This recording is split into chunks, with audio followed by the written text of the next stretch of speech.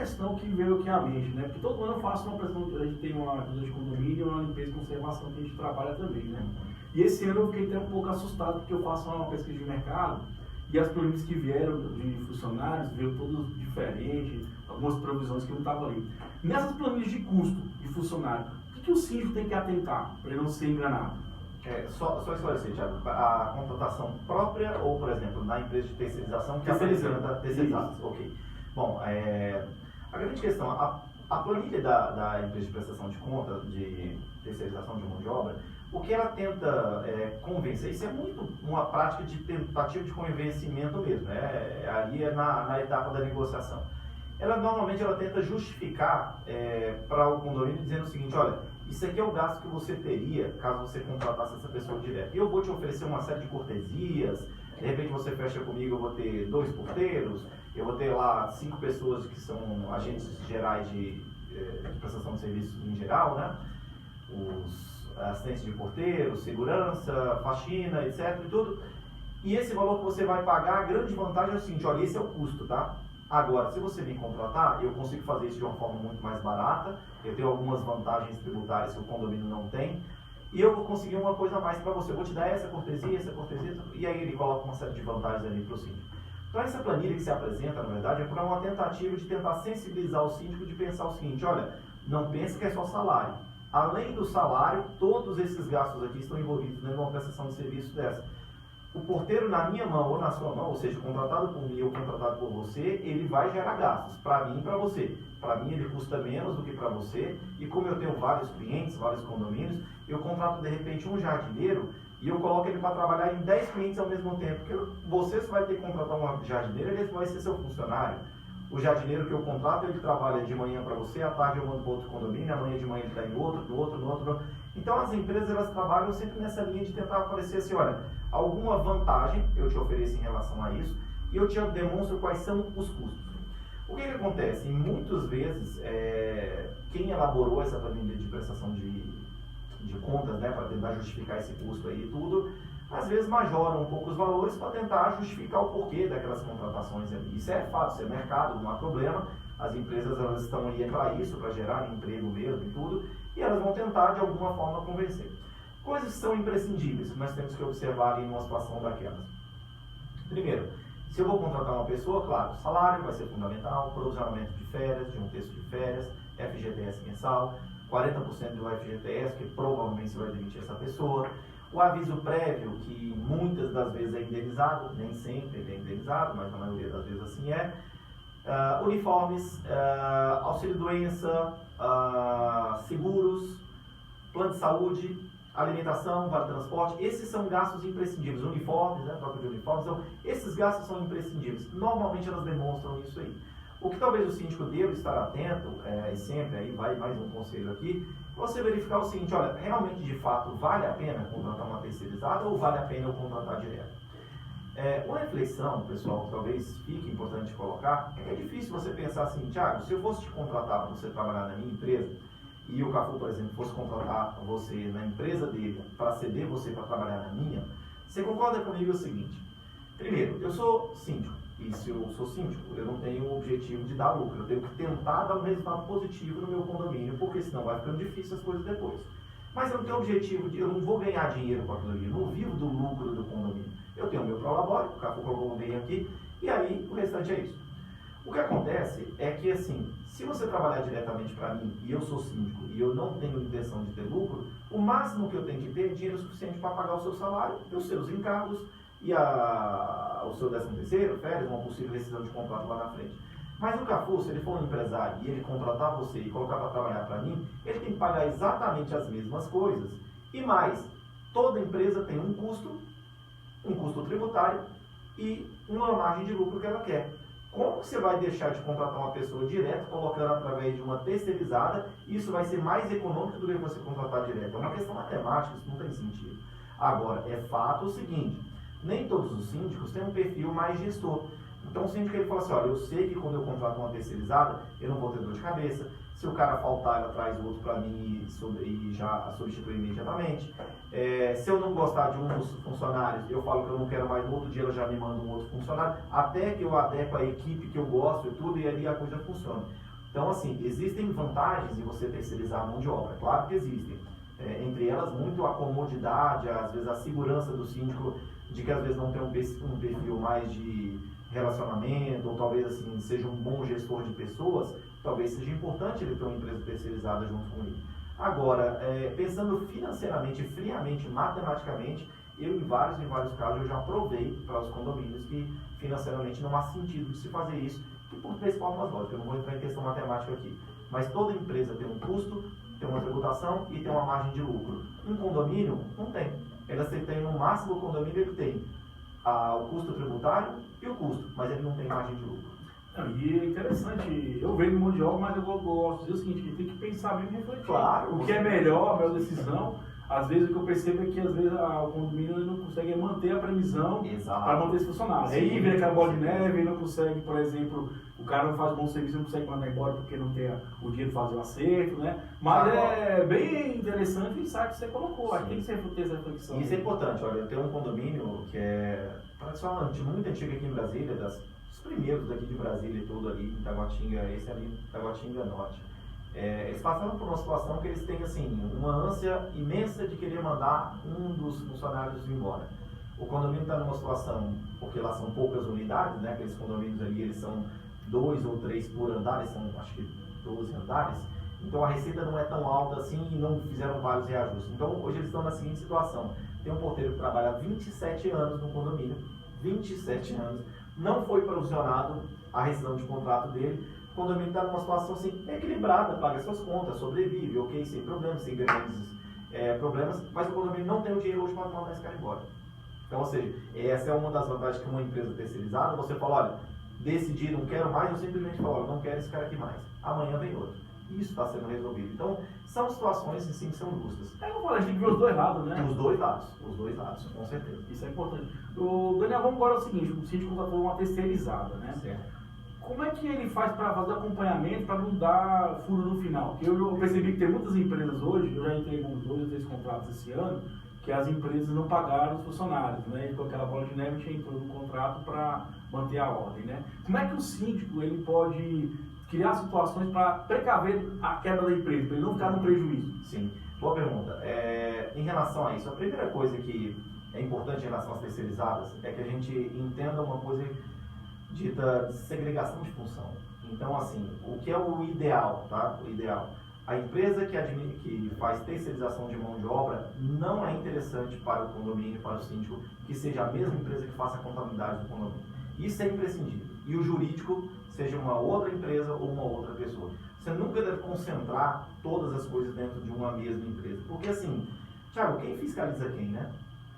Então, assim, a pergunta fica, bom, o síndico quer ter a segurança que a empresa está mantendo em ordem tudo que deveria com os funcionários para não gerar um problema futuro, né? Mas é ela mesmo que teria quem detém o conhecimento necessário para poder fazer essa situação. E quem é esse cara? O contador. Então, ou seja, o condomínio ele precisa ter, olha, eu tenho a minha empresa de contabilidade que cuida da parte financeira, que gera os boletos, faz a prestação de contas, a proposta sanitária, enfim, tudo. Eu tenho a empresa que faz a alocação da mão de obra para mim. Eu tenho uma empresa que faz o jurídico, que faz a cobrança jurídica, que faz o acionamento das ações judiciais, ou defende o condomínio, etc. Então a gente precisa segregar. Quem é a pessoa fundamental, a pessoa-chave desse processo? É o contador do condomínio. Ele tem que ser uma pessoa de extrema confiança do síndico, para dizer o seguinte, olha, eu terceirizo a mão de obra dessa empresa, verifica para mim se isso aqui tudo está em ordem. Existem alguns documentos que é de bom tom, é de boa prática, que sejam colocados nos balancetes, são as chamadas certidões negativas. Ali você demonstra o seguinte, olha, essa empresa não deve nada à Receita Federal, não deve nada ao GDF, não deve nada de FGTS e à Caixa Econômica, não deve também à Previdência Social. Isso já dá um certo conforto, uma certa segurança para o síndico. Mas existe uma série de informações que estão ali voltadas à folha de pagamento, se os empregados estão contratados na empresa correta, se essas certidões que estão sendo apresentadas são de fato daquela empresa que tem contrato com o condomínio ou não, se o FGTS está sendo recolhido, porque essas certidões, elas vencem, algumas valem 30 dias, outras valem 90 dias, algumas valem 180 dias. E caso a empresa esteja em dívida, ela pode parcelar esse débito, sai a certidão negativa, ou seja, teoricamente a empresa não está devendo, mas ela só está no máximo parcelamento, feito um parcelamento. E muitas empresas vão levando isso como uma bola de neve e o síndico não detém, às vezes, o conhecimento necessário para isso. É uma linguagem muito técnica, são muitos conhecimentos específicos e quem detém esse conhecimento é o contador. Então, síndico, você que está me ouvindo aqui, tudo, o Cafio é síndico, sabe muito bem. O contador é a sua pessoa de extrema confiança. Ele é quem pode verificar esses documentos e dizer para você o seguinte, olha, fique tranquilo, abra um parênteses, tá? Caso a empresa não pague os empregados, não comprove o recolhimento dos encargos sociais, você, síndico, não pode pagar os honorários daquela empresa naquele mês. Então, assim, a questão é, a empresa apresenta a nota, a empresa apresenta a folha de pagamento, os salários pagos, os encargos sociais recolhidos, aí você, síndico, olha, não, tudo bem, agora eu pago vocês. Porque senão você acaba gerando um problema grave. Verdade, né? E a mão de obra que é na boa parte da conta do condomínio, né? E abre parênteses aqui, né? Você, síndico, é um avalista da dívida da empresa terceirizadora. Caso ela não pague, não pense que assim, eu terceirizei, não é problema meu. A dívida recai sobre o condomínio. Gisele, tem alguma pergunta aí pro Daniel? Fique à vontade. Não, Daniel, só falar que eu admiro muito o trabalho que vocês contadores, realizam aí dos condomínios. Eu acho de fundamental importância, porque a responsabilidade do síndico ela é muito grande. Primeiro porque se o síndico ele faz uma boa gestão, ele investe no condomínio, automaticamente os bens dos moradores sofrem uma valorização. Exato. Agora, se acontece o contrário, os bens dos moradores eles se desvalorizam. E aí? E quem paga essa conta para o morador? Exato. A Gisele falou uma coisa interessante aqui, né? Muitas vezes as pessoas esquecem, e às vezes até mais, né? Que você tem um apartamento aí em algum condomínio, tem condomínios que se desvalorizaram e muito mesmo, condomínios famosos, condomínios grandes aqui em Brasília, que eu conheço casos, que se desvalorizaram o valor dos imóveis por má administração. Porque assim, quem quer morar num condomínio desorganizado? Quem quer morar num condomínio que tem um histórico de corrupção? Quem quer morar num condomínio onde está sempre devendo e toda hora o síndico tem que chamar uma taxa extra porque ele fala que não tem dinheiro? E no final das contas a gente começa a desconfiar, né? Fala, para onde está indo aí? É um buraco sem fundo, né? Entra, nunca consegue pagar tudo. Então, assim, essas são preocupações super importantes que muitas vezes o morador fala assim, parece que o problema financeiro é do síndico. O problema financeiro não é do síndico, o problema financeiro é de todo mundo, né? Quem paga a conta são Quem paga são os moradores. E se não paga tanto a conta, se a gente não sente tanto assim, pode ter certeza absoluta, o seu imóvel se valoriza ou se desvaloriza pela qualidade do condomínio. Vamos fazer um exercício básico aqui, se a gente for parar para pensar.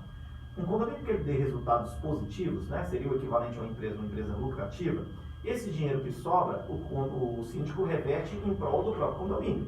Então, quando de repente você foi morar num condomínio que foi recém-entregue, né, por uma construtora, daqui a 1 ano, daqui a 6 meses, por exemplo, começou a entregar já resultados positivos todos os meses, enfim, tudo. E o síndico fala assim, bom, vamos lá, né, a gente recebeu aqui com 4 câmeras no condomínio. Poxa, era obrigatório, estava no memorial descritivo da construtora. Mas a gente sabe que um condomínio com 4 câmeras não sobrevive. Ele tem que ter várias para não deteriorar o patrimônio.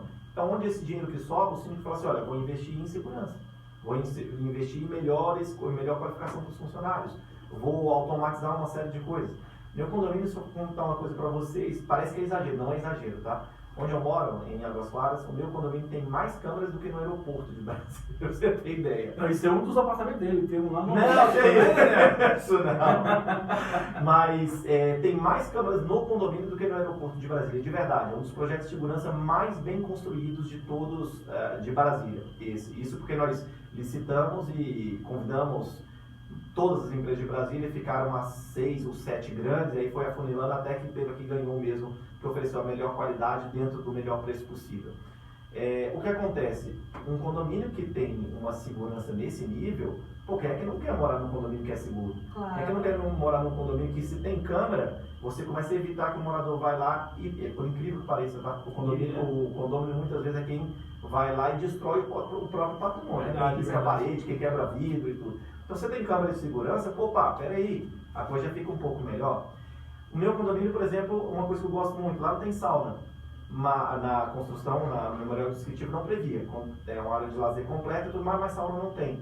Já tem 2 ou 3 anos que foi entregue, nós tivemos uma assembleia antes de ontem e foi aprovada a construção de uma sauna. Com o quê? Com dinheiro de sobra.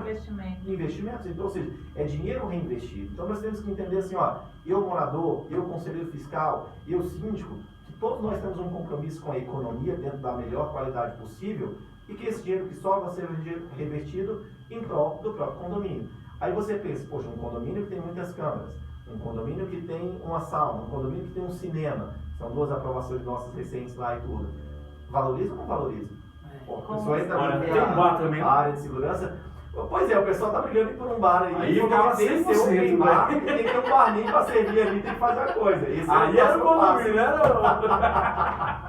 Eu conheci um condomínio lá em Samambaia, morei nesse condomínio que na época que nós compramos. E tinha um bar?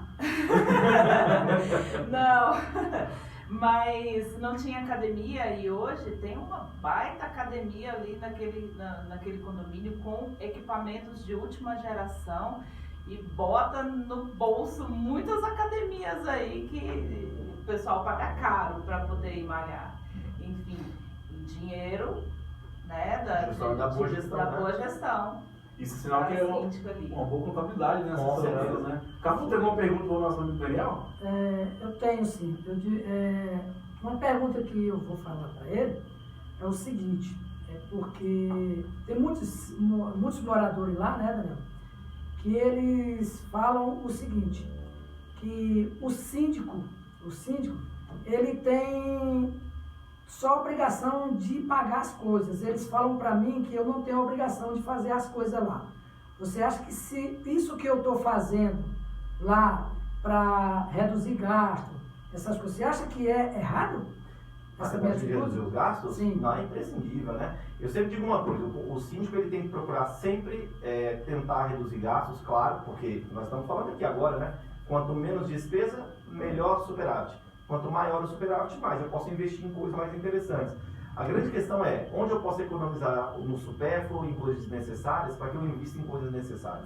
Como é que eu posso deixar de ter gastos que eu poderia ter a mesma qualidade, gastando menos, para poder incluir serviços ou conforto no condomínio que a gente até então não tinha? Essa é a missão. Isso aí qualquer gestor de empresa faz e como síndico também a mesma forma.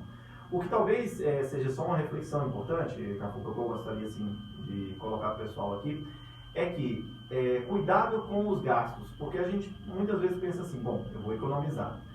O economizar sempre, nem sempre é a melhor alternativa, porque a partir do momento que eu economizo e isso impacta na qualidade do morador, da limpeza, da segurança, da informação, do que nós tivemos ali dentro do condomínio, ele pode ser talvez o que a gente chama assim, olha, é igual dar uma festa e querer economizar no guardanapo, né? Então assim, tem coisas que são imprescindíveis, você fala assim, olha, eu preciso economizar. Tem coisas que você fala assim, olha, embora eu sei que exista mais barato, com essa